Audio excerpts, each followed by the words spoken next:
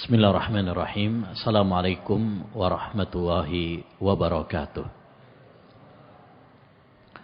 Alhamdulillahirabbil alamin.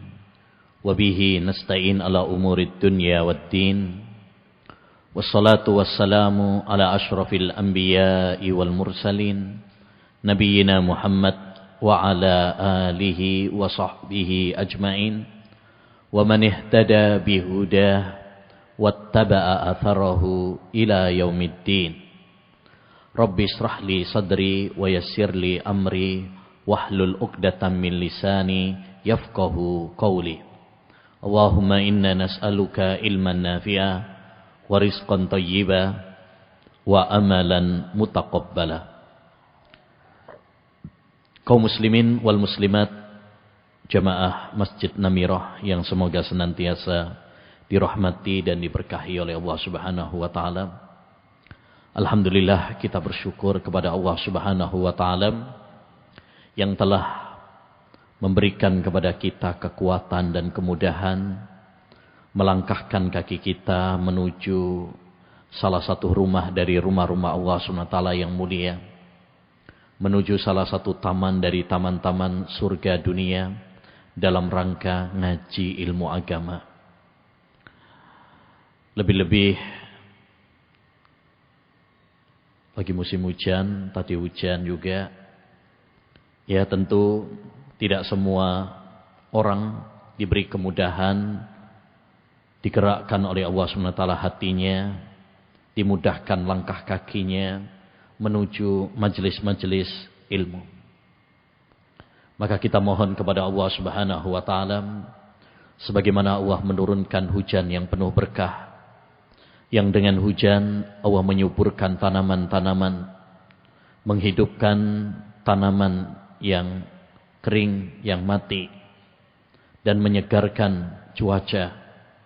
Begitu juga kita mohon kepada Allah Subhanahu wa taala agar mencurahkan ilmu agama yang bermanfaat bagi kita untuk menyuburkan keimanan dalam hati kita, untuk menyegarkan kembali hati kita, dan untuk menghidupkan hati kita yang telah banyak terpenuhi dengan dosa, noda. Ma'asyiral muslimin wal muslimat rahimani wa rahimakumullah.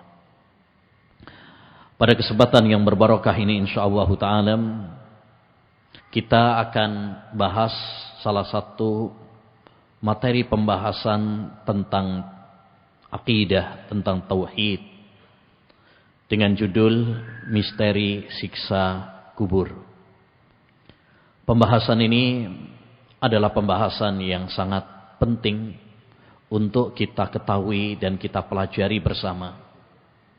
Setidaknya ada 3 alasan kenapa tema ini tema yang sangat penting.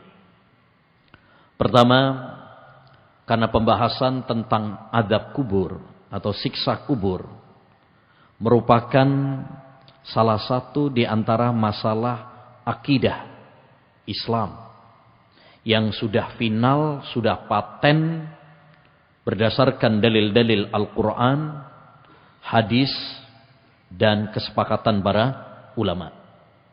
Makanya tidak ada satupun kitab yang ditulis oleh para ulama kecuali mereka membahas tentang masalah siksa kubur ini.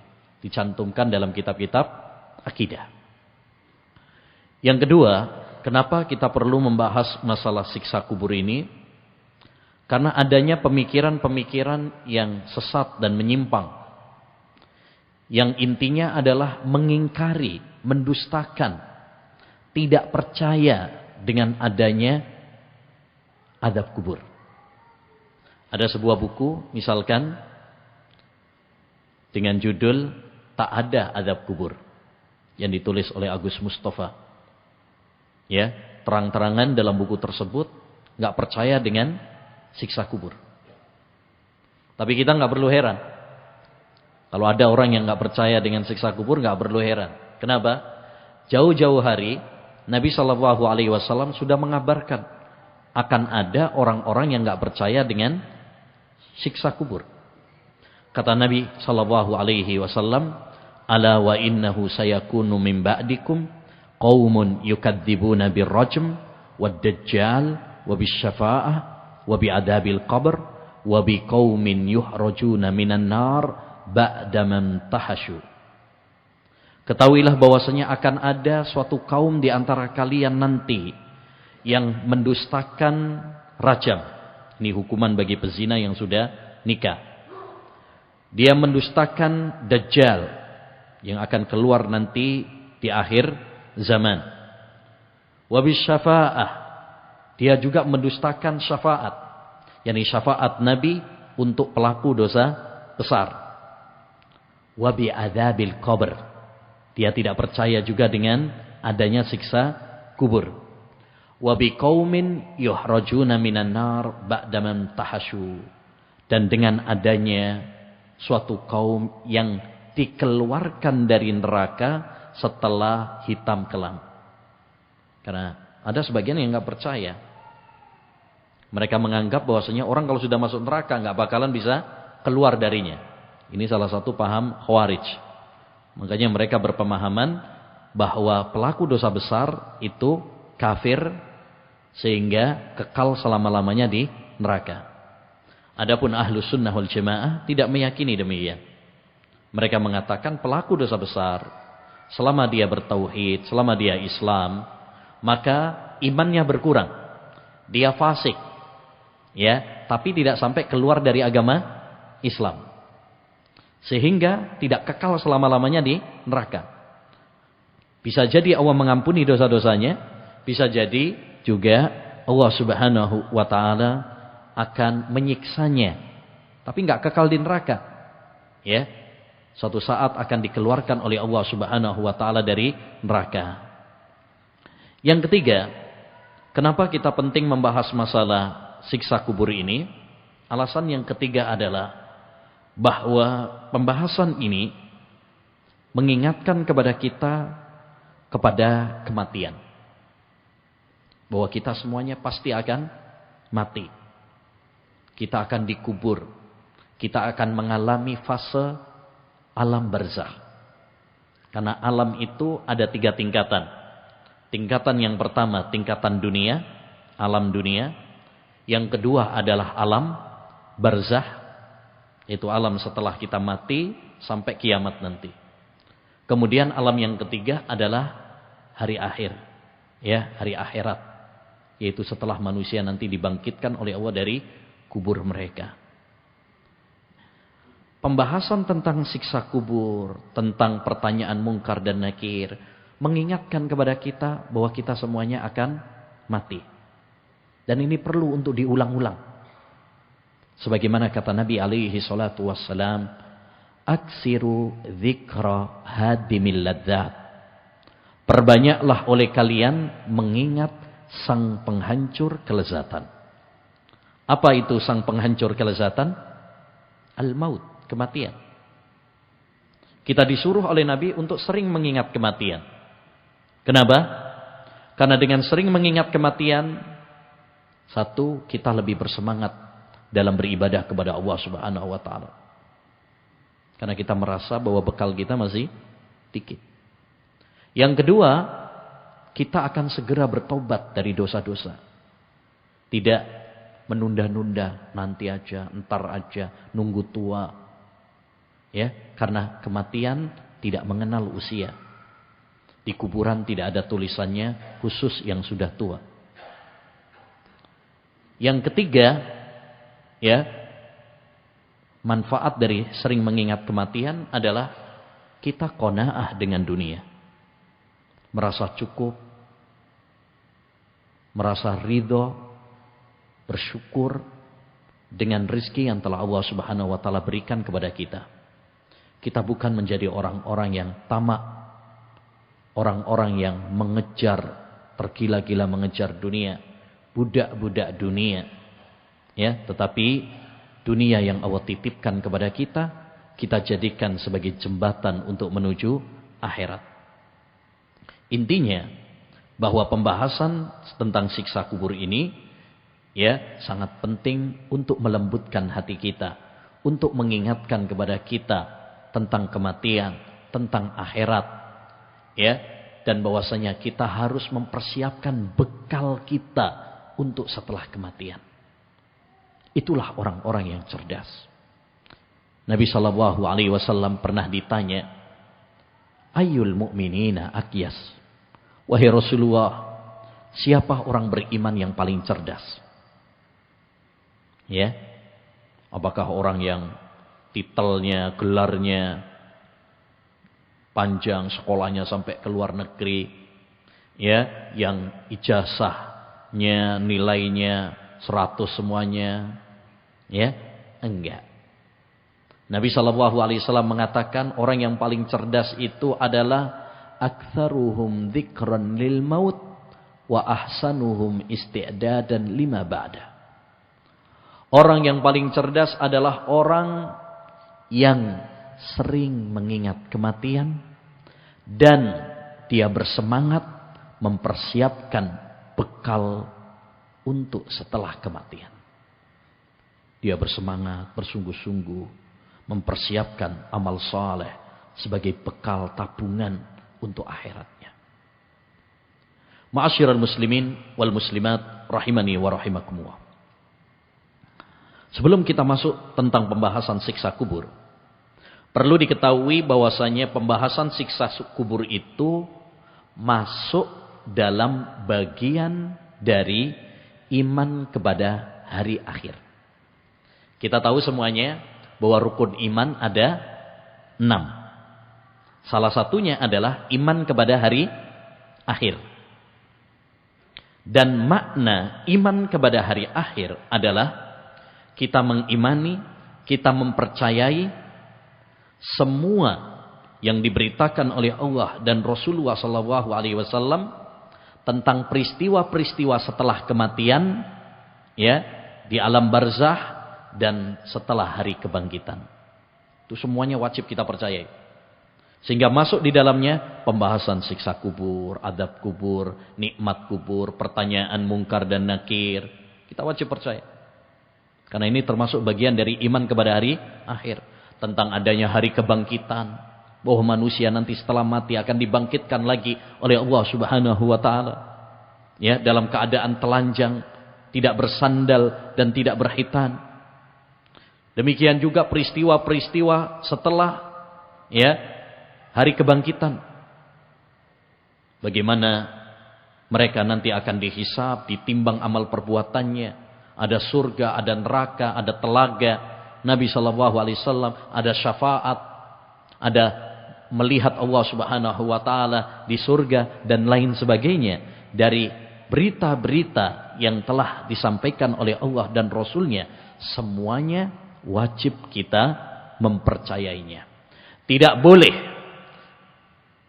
secuil pun, ya, dalam diri kita meragukan, apalagi mendustakan apa yang telah Allah kabarkan di dalam Al-Quran maupun yang disampaikan oleh Rasulullah dalam hadis-hadisnya yang sahih.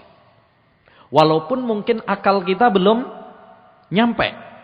Karena hal-hal yang berkaitan dengan hari akhir ini masuk dalam kategori, ya, ilmu gaib. Ya, ilmu yang tidak kita sampai kepadanya. Enggak kita lihat dengan panca indera kita. Tapi Allah mengabarkan, Rasulullah mengabarkan, dan sifat orang-orang yang beriman adalah percaya dengan perkara gaib. Allah berfirman dalam surat Al-Baqarah, alladzina yu'minuna bil ghaibi wa yuqimuna shalah wa mimma razaqnahum yunfikun. Alif Lam Mim, inilah Al-Quran yang kami turunkan sebagai petunjuk bagi orang-orang yang bertakwa. Terus Allah menyampaikan, siapa orang-orang yang bertakwa itu? Bagaimana sifatnya? Kriterianya bagaimana? Salah satunya, alladzina yu'minuna bil ghaib. Mereka itu beriman kepada perkara-perkara gaib. Apa sih perkara gaib itu? Gaib artinya perkara-perkara yang diinformasikan oleh Allah dan Rasulnya, tapi itu di luar nalar dan kapasitas akal manusia. Seperti misalkan siksa kubur, kan gak kelihatan. Ya, Makanya orang-orang yang tidak percaya dengan siksa kubur itu hanya menggunakan akal. Nah, saya bongkar kuburannya nggak ketemu mungkar nakir kok. Ya. Mana katanya disempitkan, ya. Mana katanya diluaskan, ya, kuburannya. Nggak kita temukan itu. Ini menggunakan apa? Akal. Hal-hal yang di luar nalar, di luar akal, dan itu disampaikan oleh Allah dan Rasulnya, maka itu termasuk perkara gaib yang wajib kita imani. Ya, karena sebagai seorang mukmin, sebagai seorang muslim, kita wajib mengimani semua yang disampaikan oleh Allah dan Rasulnya. Kita wajib tunduk, patuh, nurut. Bukan membangkang, bukan ngeyel dengan apa yang disampaikan oleh Allah dan Rasulnya. Allah berfirman, "Fala wa rabbika la yu'minun hatta yuhakkimuka fima shajara bainahum, thumma la yajidu fi anfusihim harajan mimma qadait wa yusallimu taslima." Demi Rabbmu, tidaklah mereka beriman sampai mereka menjadikan engkau sebagai hakim dalam masalah-masalah yang mereka perselisihkan di antara mereka. Kemudian mereka tidak mendapati ada sesuatu di dalam hati mereka, gerundel di dalam hati mereka, tetapi mereka pasrah, sepasrah-pasrahnya. Ini sifat orang-orang yang beriman. Tunduk, pasrah. Sami'na wa ata'na.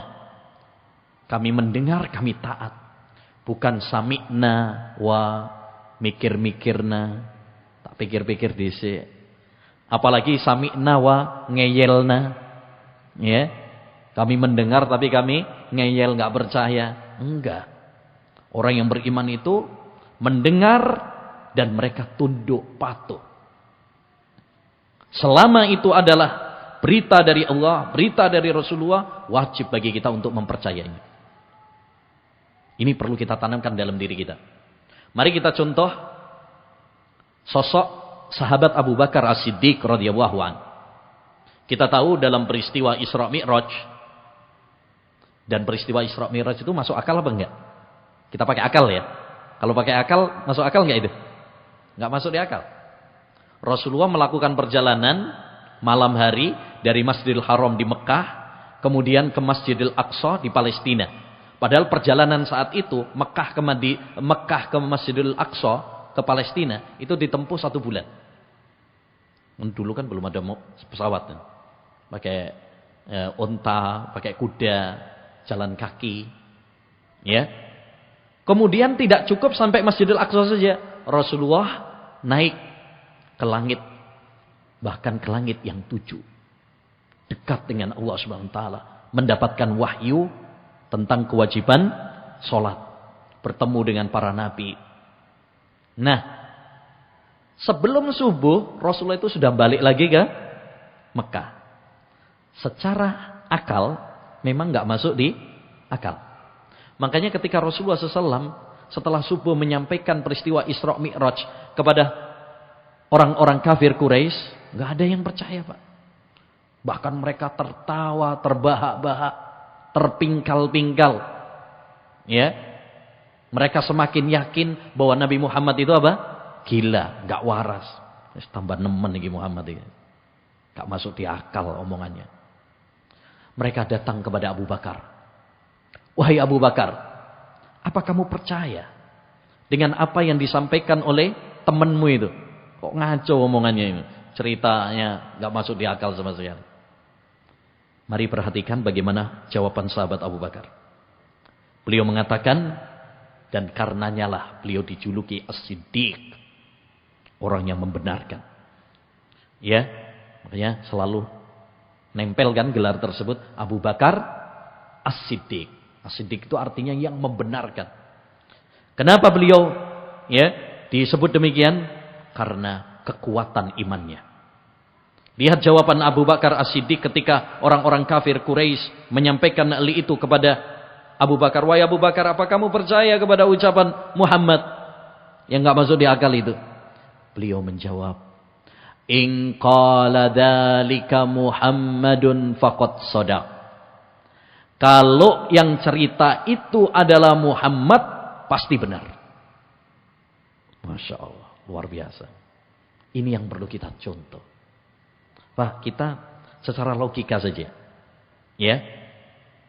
Kita seringkali kadang lebih percaya sama manusia daripada sama Allah dan Rasulnya. Sebagian orang loh ya. Contoh sederhana. Kalau kita sakit atau keluarga kita sakit, kita akan bawa ke dokter. Cari dokter yang spesialis malah. Dokter yang bagus. Ketika diperiksa oleh dokter, dokter menyampaikan, ya, oh sakitnya ini, hasil pemeriksaan kami ini. Ya, nurut Pak, manggut-manggut ya. Ya, disuruh minum obat ini, obat itu padahal pahit, manggut-manggut. Mau disuntik, ya nerima aja Pak. Kenapa? Karena dia tahu, dia percaya dengan apa yang disampaikan oleh dokter. Padahal dokter ya tetap dokter. Dia tetap manusia. Kadang benar, kadang salah. Kalau kita begitu percaya dengan omongan dokter, yang dia adalah manusia, bisa benar, bisa salah. Lantas kenapa kita tidak percaya kepada Allah Subhanahu wa taala? Lantas kenapa kita tidak tunduk dengan apa yang disampaikan oleh Rasulullah sallallahu alaihi wasallam yang tidak mungkin salah? Allah dan Rasul enggak mungkin salah. Wa ma yantiqu anil hawa in huwa illa wahyu yuha. Rasulullah itu tidak berbicara berdasarkan hawa nafsunya. Beliau berbicara berdasarkan wahyu dari Allah Subhanahu wa taala. Ya, oleh karenanya mari kita tanamkan pada diri kita ya, apa? Ketundukan, kepatuhan kepada berita yang disampaikan oleh Allah dan Rasul. Al-Imam Az-Zuhri, seorang tabi'in. Tabi'in itu artinya muridnya para sahabat. Dia mengatakan, minallahir risalah wa 'alar rasulil balagh wa 'alaina taslim. Dari Allah ya, risalah, wahyu. Tugas Rasulullah Muhammad SAW menyampaikan kepada umat. Dan tugas serta kewajiban bagi umat tunduk kepada apa yang disampaikan oleh Allah dan Rasulnya. Baik, setelah muqaddimah ini, pembukaan ini, kita masuk sekarang pembahasan tentang siksa kubur. Siksa kubur itu apa sih? Siksa kubur adalah siksaan yang diberikan oleh Allah Subhanahu wa taala kepada orang-orang kafir, kepada orang-orang munafik. Munafik itu artinya orang yang menampakkan Islam tapi menyembunyikan kekufuran. Casingnya tok Islam, KTP-nya tok Islam, tetapi hatinya penuh dengan kekufuran, kebencian kepada Islam. Atau orang-orang muslim, ya, dia muslim tapi melakukan atau terjerumus di dalam dosa-dosa, baik dosa besar maupun dosa kecil. Nah, ini namanya siksa kubur. Dan ketika para ulama mengatakan siksa kubur atau adab kubur, nikmat kubur, ini ya jangan dipahami nanti kalau yang matinya nggak dikubur berarti nggak ada siksa kubur. Ya, ini kenapa para ulama menyebut siksa kubur, nikmat kubur? Karena memang rata-rata orang kalau mati dikubur. Walaupun ya, seandainya ada orang yang meninggal kemudian nggak dikubur, ya tetap dia nanti terkena nikmat kubur dan siksa kubur sesuai dengan kadar amalnya masing-masing. Misal, kalau ada orang misalkan tenggelam di laut misalkan, atau misalkan dimakan binatang buas, atau tenggelam, atau kebakaran sehingga nggak dikubur, apakah mengalami nikmat dan siksa kubur juga? Ya, walaupun dia nggak dikubur. Jadi pembahasan ini untuk, kata para ulama, istilahnya itu mimbabit taglib. Taglib itu artinya kebanyakan. Kebanyakan orang yang meninggal dunia ya dikubur. Kalaupun ada sebagian kecil ya bukan berarti kemudian yang tidak dikubur bukan berarti kemudian tidak mengalami siksa kubur. Ya, ini yang perlu dipahami. Baik. Apakah siksa kubur itu ada? Jawabannya ya. Kita wajib percaya bahwa siksa kubur itu ada. Kenapa kita wajib percaya? Karena adanya siksa kubur ini diberitakan oleh Allah dan Rasul-Nya. Ya, diberitakan oleh Allah dalam Al-Quran. Diberitakan oleh Rasulullah dalam hadis-hadis yang banyak sekali. Istilah para ulama mutawatir. Itu jalurnya ini banyak sekali. Tidak mungkin bersepakat di atas kedustaan. Dan ini juga sudah menjadi kesepakatan. Ijma. Para ulama sudah sepakat. Bahwa siksa kubur itu benar-benar apa? Ada. Dalil dari Al-Quran yang menunjukkan bahwasanya siksa kubur itu ada. Banyak sebenarnya. Tapi saya cukupkan satu saja. Surat Ghafir ayat 46. Allah Subhanahu wa taala berfirman, "An-naru yu'raduna 'alaiha huduwwan wa 'ashiyya wa yauma taqumus saa'atu adkhilu 'ala fir'auna asyaddal 'adzab." Neraka itu dinampakkan kepada mereka petang dan sore hari. Ya, kepada siapa? Kepada Fir'aun dan para pengikutnya. Jadi dia di alam kubur, di alam barzah, tapi sudah dinampakkan calon tempatnya nanti di neraka. Itu sudah deh, Nil. Ya, tempatmu nanti itu neraka sudah dinampakkan. Dan itu adalah salah satu bentuk apa? Siksaan. Ya.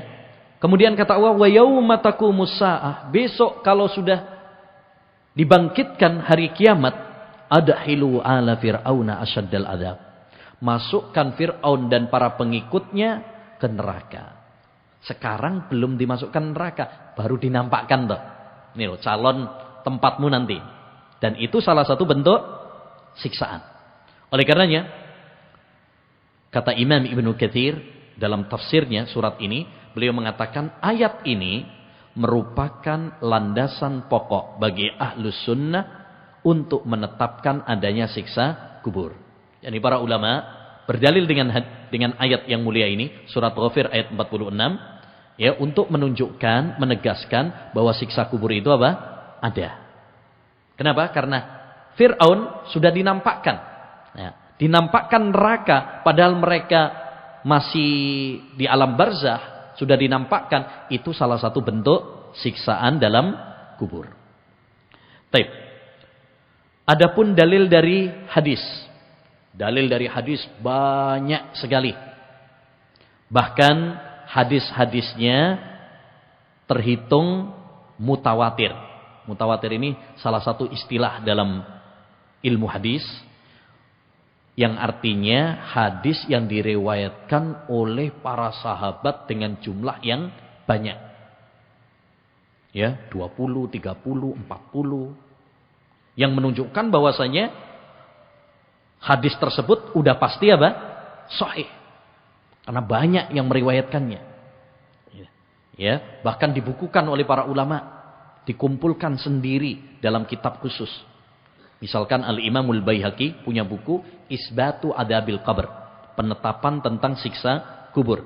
Itu dikumpulkan hadis-hadis yang membahas tentang siksa kubur, ya, ada sekitar dari 30 para sahabat. Ya. Salah satu contoh hadis yang membahas tentang siksa kubur adalah hadis tentang doa ketika tasyahud akhir. Ya kan? Nabi SAW mengatakan, "Idza tasyahada ahadukum falyasta'id billah min arba." Kalau kalian udah tasyahud di salat, tasyahud akhir, maka berlindunglah dari 4 perkara. Allahumma inni a'udzubika min adzabi jahannam wa min adzabil qabr wa min fitnatil mahya wal mamat wa min syarri fitnatil masihid dajjal. Ya Allah, aku berlindung kepadamu dari neraka jahannam. Aku berlindung kepadamu dari azab kubur. Aku berlindung kepadamu dari fitnah kehidupan dan kematian. Dan aku berlindung kepadamu dari fitnah Dajjal. Di sini selalu kita baca dalam sholat-sholat kita ya. Ya. Di situ kita berlindung salah satunya adalah dari siksa kubur. Berarti siksa kubur itu ada. Aneh, ada sebagian orang nggak percaya dengan siksa kubur. Ya, dengan alasan, oh hadisnya apa? Ahad, tidak mutawatir. Hadis ahad itu cuma diriwayatkan 1 atau 2 sahabat saja. Dan masalah akidah nggak bisa cuma 1 sahabat atau 2 sahabat itu. Harus banyak. Harus yakin katanya. Harus yakin. Kalau masalah fikih, nah itu baru boleh katanya. Ya, dan ini adalah filsafat yang membingungkan. Kenapa? Coba kita perhatikan hadis ini. Hadis ini satu sisi masalah fikih, satu sisi masalah akidah. Fikih karena ini doa sholat. Akidah karena intisarinya, kandungannya adalah masalah akidah. Makanya mereka bingung ketika menghadapi hadis ini. Satu sisi masalah fikih berarti harus diterima. Satu sisi masalah akidah, menurut kaidah mereka nggak boleh diterima. Akhirnya mereka bilang apa? Boleh dipakai hadisnya, doanya, tapi nggak boleh dipercaya isinya. Maksud sampean doa, ya Allah aku berlindung kepadamu dari siksa kubur, tapi nggak percaya adanya siksa kubur, kan lucu. Ya, ini akibat apa? Filsafat. Makanya nggak usah belajar filsafat. Ya, kenapa? Belajar filsafat malah bikin orang bodoh, bikin orang tersesat, bikin orang menyimpang. Ya, cukup bagi kita mengikuti Al-Quran dan Sunnah Nabi Muhammad SAW. Ya, mengikuti jalannya para sahabat, para ulama-ulama yang mendahului kita. Baik, ini dalil Quran, dalil dari hadis, banyak sebenarnya, tapi saya sampaikan satu-satu aja. Kemudian yang ketiga, dalil dari ijma'. Ijma' itu artinya kesepakatan para ulama. Ulama kalau sudah bersepakat pasti benar. Tidak mungkin keliru, tidak mungkin tersesat. Kok bisa Ustaz? Ya, karena Nabi SAW bersabda, la tajtami ummati ala dhalalah. Umatku itu tidak akan bersepakat di atas kesesatan. Nggak mungkin para ulama sepakat dalam kesesatan, itu nggak mungkin. Karena kalau para ulama sepakat dalam kesesatan, terus sampean benar, wah, sing menyelisihi benar, wah ini ya aneh malahan. Masa ulama semuanya salah, sampean tok sing benar. Ya. Ini satu hal yang keliru. Dan para ulama sudah sepakat. Sepakat tidak ada perselisihan di kalangan mereka bahwa siksa kubur itu benar adanya. Kata Imam Ahmad, adzabul qabri haq la yunkiruhu illa dhalun mudil. Ini kata Imam Ahmad ya. Kata Imam Ahmad, adab kubur itu hak, benar adanya. Tidak ada yang mengingkarinya kecuali orang yang sesat dan menyesatkan.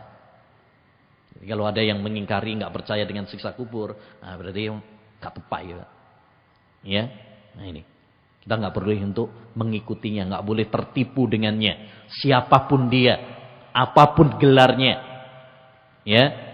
Karena zaman sekarang ini banyak orang tertipu dengan casing, ya, hanya dengan gelar, wah. Ya, atau mungkin dia pernah muncul di TV, muncul di YouTube, wah, disangka apa? Udah benar. Enggak. Kita harus menimbang semua ucapan itu dengan timbangan Al-Qur'an dan Sunnah Nabi SAW. Siapapun yang mengatakan suatu pendapat, kalau dia bertentangan dengan Al-Qur'an dan hadis, jangan ikuti.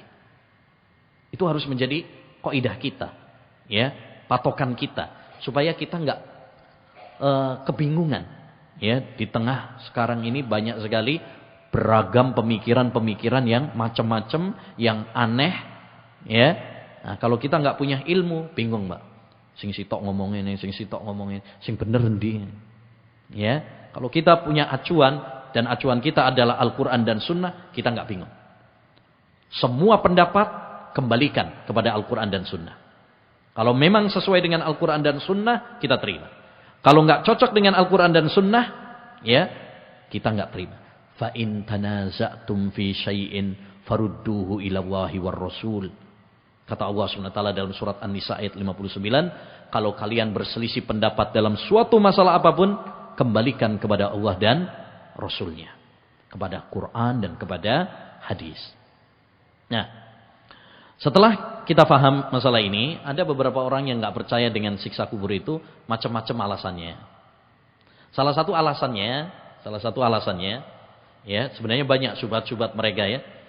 Tapi saya sebutkan salah satu syubhat mereka adalah bahwa siksa kubur itu irasional, nggak masuk di akal. Jadi mereka mendustakan siksa kubur dengan alasan apa? Karena nggak masuk akal. Alasannya apa? Wow, buktinya pas kemarin ngeduk kuburan gak ketemu mungkar nakir.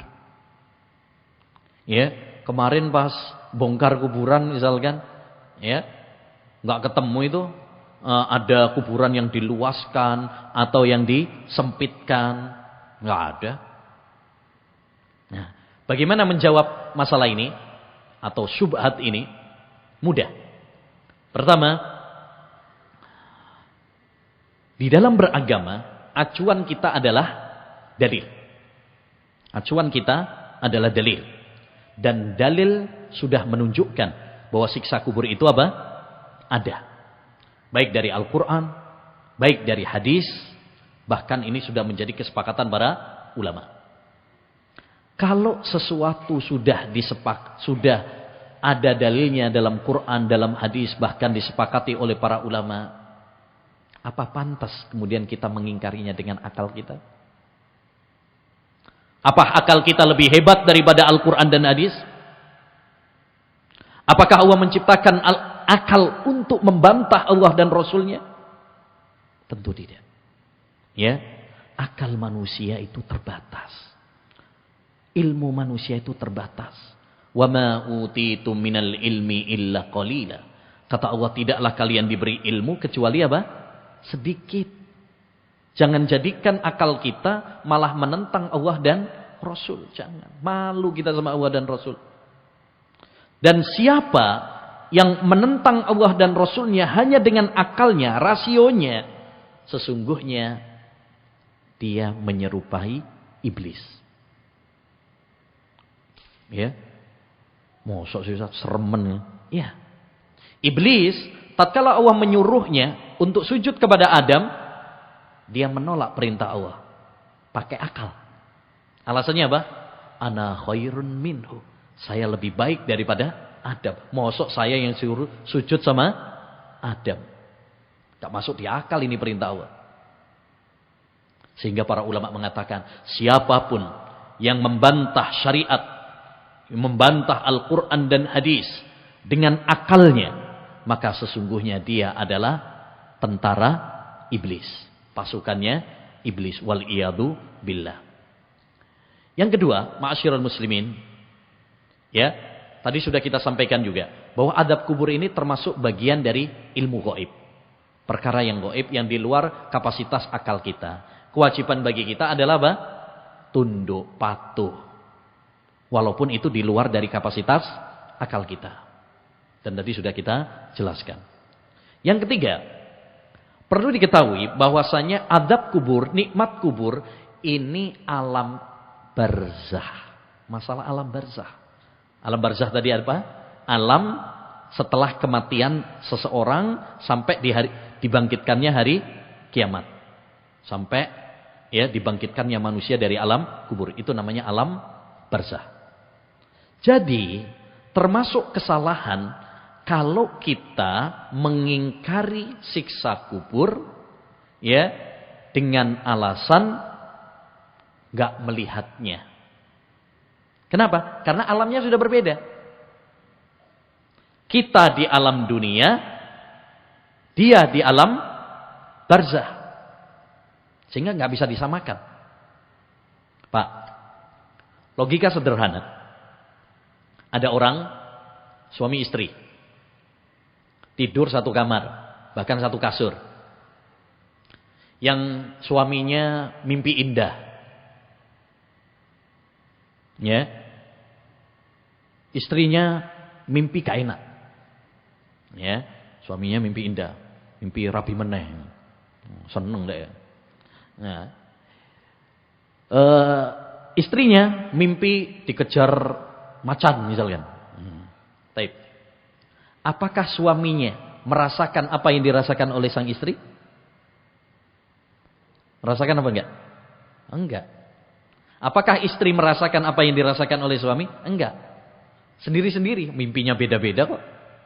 Padahal itu sama-sama satu kasur, jejeran, itu saja enggak mengalami apa yang dialami sebelahnya.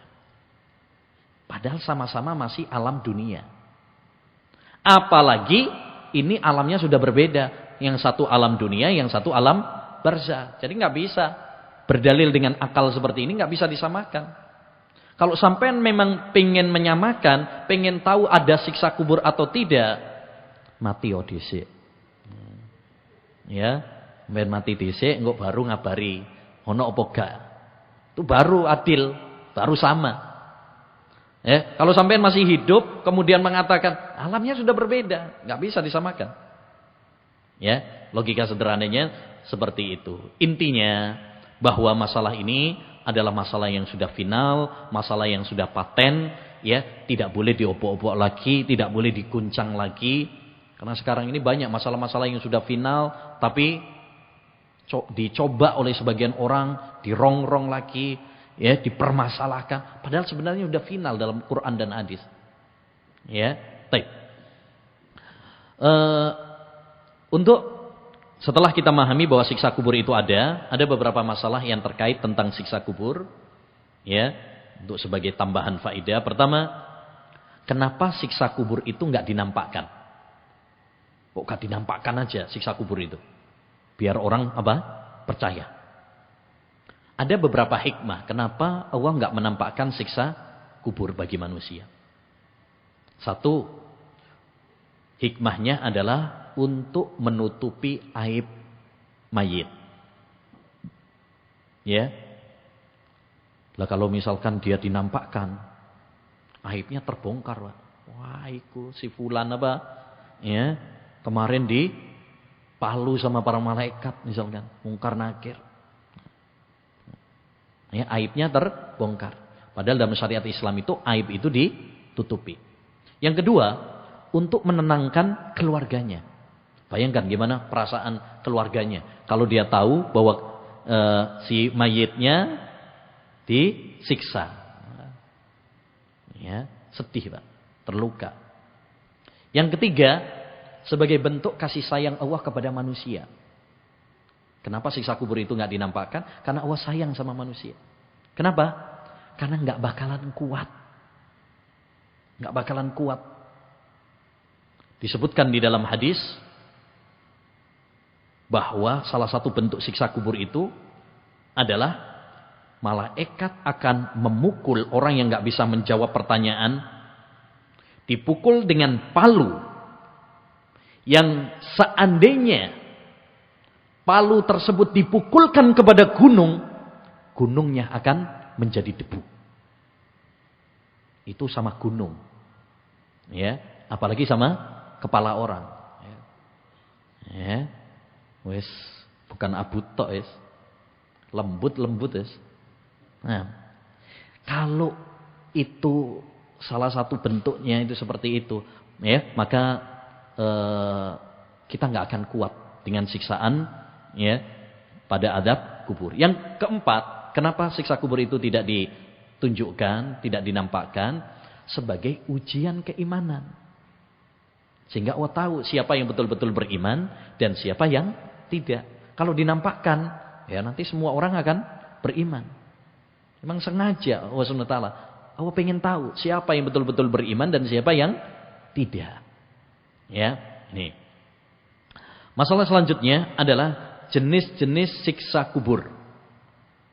Ya, jenis-jenis siksa kubur. Siksa kubur memiliki beberapa jenis.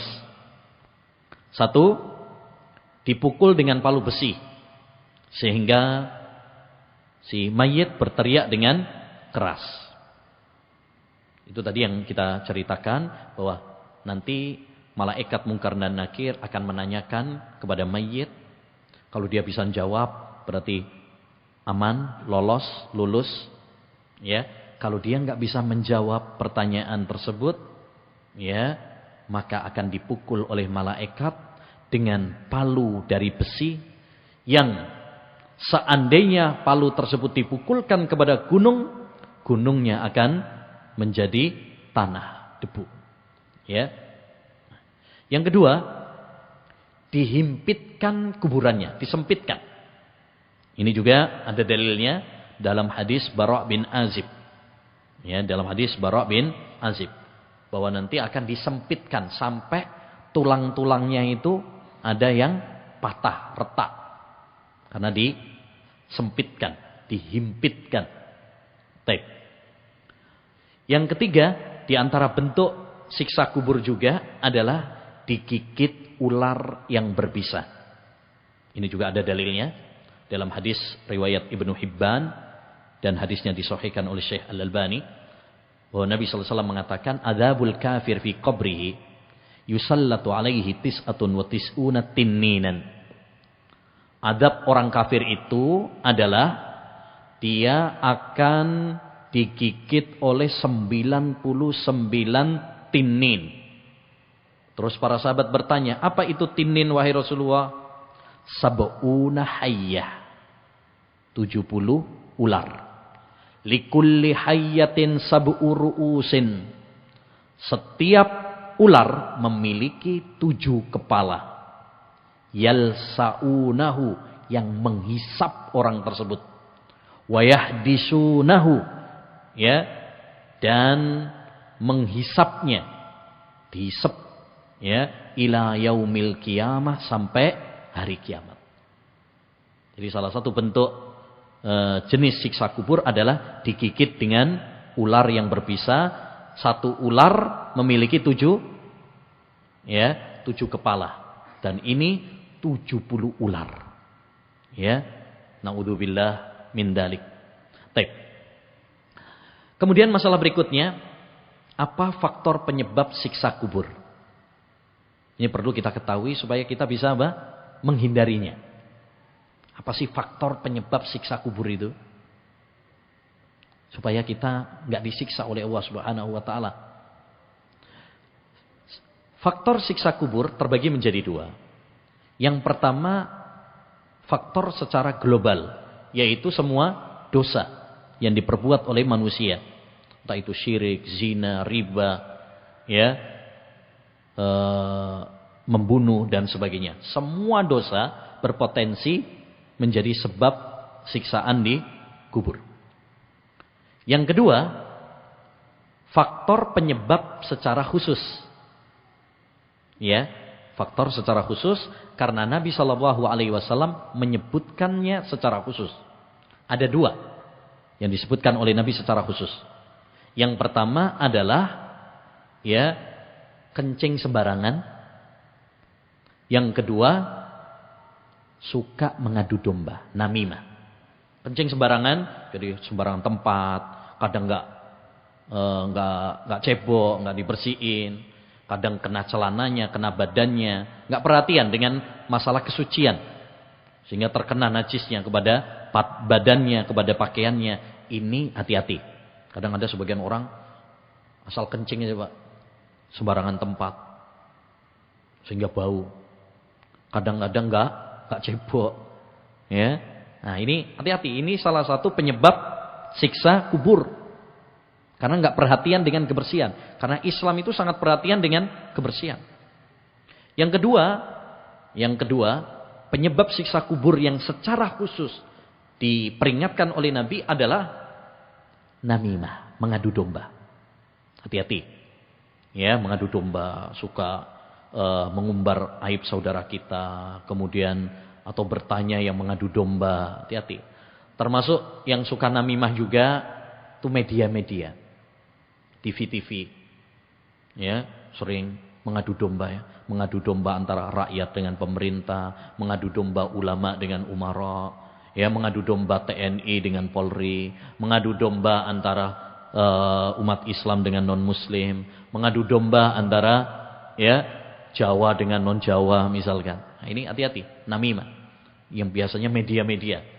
Ini paling banyak dosanya Pak, media-media TV-TV itu seringkali mengadu domba. Infotainment dan sebagainya. Hati-hati. Ya, jangan kita terjerumus di dalamnya. Baik. Kemudian ma'asyiral muslimin rahimani wa rahimakumullah, bagaimana biar kita selamat dari siksa kubur? Tentu kita bisa selamat dari siksa kubur pertama adalah ya dengan memperkuat tauhid kita, memperkuat iman kita, memperkuat ibadah kita kepada Allah Subhanahu wa taala, ketakwaan kita kepada Allah Subhanahu wa taala. Ya, sehingga kita bisa menjawab pertanyaan di alam kubur. Pertanyaan di alam kubur itu mudah sebenarnya, Mbak. Istilahnya gitu sudah bocor. Soalnya itu sudah bocor. Kisi-kisinya sudah disampaikan oleh Nabi. Apa? 3 pertanyaannya. Man rabbuk? Siapa Rabbmu? Man nabiyyuk? Siapa nabimu? Ma dinuk? Apa agamamu? Udah dibocorkan oleh Nabi. Cuma jawabnya nggak asal-asalan. Nggak semua orang bisa jawab. Sampean nggak bisa cuma wes gampang ya, sapal ngelontok. Nah, itu adalah dengan pengamalan, dengan keyakinan yang mengakar di dalam hati. Makanya kata Nabi, adapun orang-orang yang beriman, ya mereka bisa menjawab, Rabbku adalah Allah, Nabiku Muhammad. Ya, dan agamaku adalah Islam. Adapun orang-orang yang ragu, orang-orang munafik, maka dia menjawab apa? Saya tidak tahu. Saya ikut-ikutan sama orang aja. Orang bilang begini, saya ikut-ikutan. Akhirnya kemudian pukul sama malaikat tadi. Makanya kita beragama itu jangan ikut-ikutan. Beragama itu ikuti Al-Quran dan hadis. Jangan ikut-ikutan orang. Karena orang belum tentu benar. Bahkan kata Allah Subhanahu wa taala dalam Al-Qur'an, "Wa in tuti aktsara man fil ardi yudhilluka an sabilillah." Jika kamu mengikuti apa kata banyak orang, mereka akan menyesatkan kamu dari jalan Allah Subhanahu wa taala. Di sana ada beberapa amalan yang bisa menyelamatkan kita dari siksa kubur digambarkan oleh Nabi, di antaranya baca surat Al-Mulk, surat Tabarok. Kata Nabi, surat Tabarok hiyal mani'ah min adzabil qabr. Baca surat Tabarok itu bisa mencegah manusia dari siksa kubur. Ya. Jadi intinya perbanyak baca Quran, terutama ayat-ayat atau surat-surat yang memiliki keutamaan secara khusus, seperti surat Al-Baqarah, surat Al-Fatihah, ya, termasuk di antaranya adalah surat Tabarok. Ada keutamaannya. Demikian juga di antara yang bisa menyelamatkan kita dari siksa kubur adalah apabila seorang itu mati hari Jumat atau malam Jumat. Ya, kalau ada orang yang mati hari Jumat atau mudah-mudahan dia husnul khatimah, ya, sebagai tanda bahwa Allah akan menyelamatkan dia dari siksa kubur. Karena ada hadis dari Nabi, "Ma min muslimin yamutu yaumal jum'ah aw lailatal jum'ah illa waqahu wa hu fitnatal qabr." Tidaklah seorang muslim yang mati pada hari Jumat atau malam Jumat. Muslim ya. Kalau enggak muslim pasti masuk neraka ya. Pasti disiksa. Kecuali Allah Subhanahu wa taala akan menjaganya dari fitnah kubur. Dari siksa kubur. Ya. Tapi ini kabar gembira. Kabar gembira. Tapi enggak boleh memastikan. Perhatikan ya. Enggak boleh memastikan. Kalau ada orang yang mati, mati ini malam Jumat. Wah, ini pasti wah soleh ini pasti aman dari siksa kubur. Nggak boleh. Ini cuma kabar gembira, harapan. Tapi kita nggak bisa memastikan. Kenapa nggak bisa memastikan? Ya, karena kita tidak tahu. Ya, menilai keimanan seseorang yang tahu hanyalah Allah Subhanahu wa taala. Itu perkara dia dengan Allah Subhanahu wa taala. Cuma kita berdoa, kita berharap, ya, saudara-saudara kita muslim yang mati pada hari Jumat atau malam Jumat, semoga mereka husnul khatimah. Baik. Kemudian waktu siksa kubur. Waktu siksa kubur terbagi menjadi dua. Waktu yang kekal selama-lamanya sampai kiamat nanti. Jadi dia diadab terus sampai kiamat nanti. Siapa itu? Orang kafir dan orang munafik. Itu diadab terus Pak sampai kiamat. Kono liburi. Ya. Yang kedua, siksa kubur yang sifatnya sementara. Dia disiksa sampai kadar amalnya. Kalau udah dosanya selesai, maka dia tidak disiksa. Dia akan mendapatkan nikmat. Ini adalah orang-orang muslim yang terjatuh dalam dosa dan maksiat. Kalau dosanya sudah selesai, maka dia akan mendapatkan nikmat keimanan, nikmat tauhid. Ya, taib. Jadi itu ada dua macam. Ada yang seterusnya, ada yang sementara. Dan siksa kubur itu mencakup untuk badan dan untuk ruhnya. Bukan hanya badan saja dan bukan hanya ruh saja, tetapi dua-duanya. Badannya kena, ruhnya juga kena. Yang terakhir adalah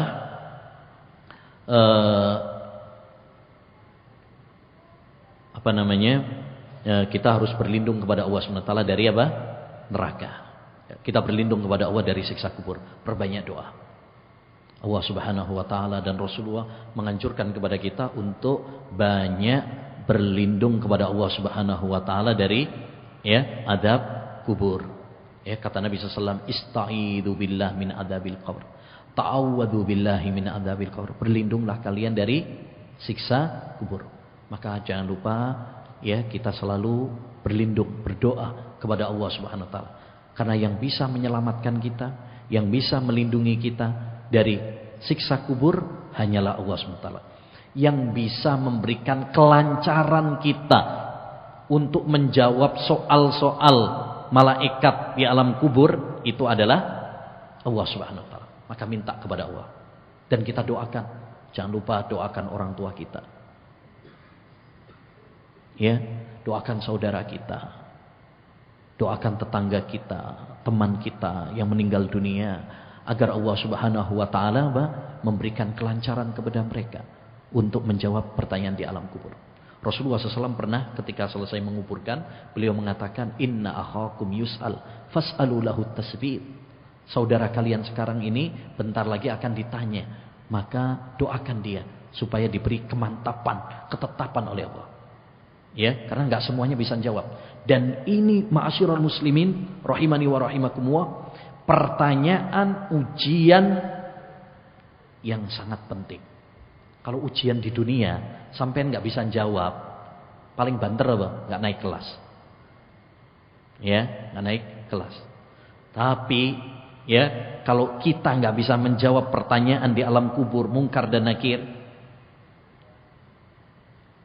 kita akan mendapatkan siksaan, kesengsaraan di dunia dan di akhirat. Naudzubillah min dzalik. Maka banyak doa kepada Allah, banyak amal saleh, perkuat iman, perkuat akidah, dan jangan lupa juga hendaknya bagi kita untuk mohon kepada Allah agar kita diberi keistiqomahan, supaya kita tidak dicabut oleh Allah SWT nyawa kita kecuali dalam keadaan Islam, di atas tauhid, di atas Al-Quran dan di atas sunnah Nabi Muhammad sallallahu alaihi wasallam.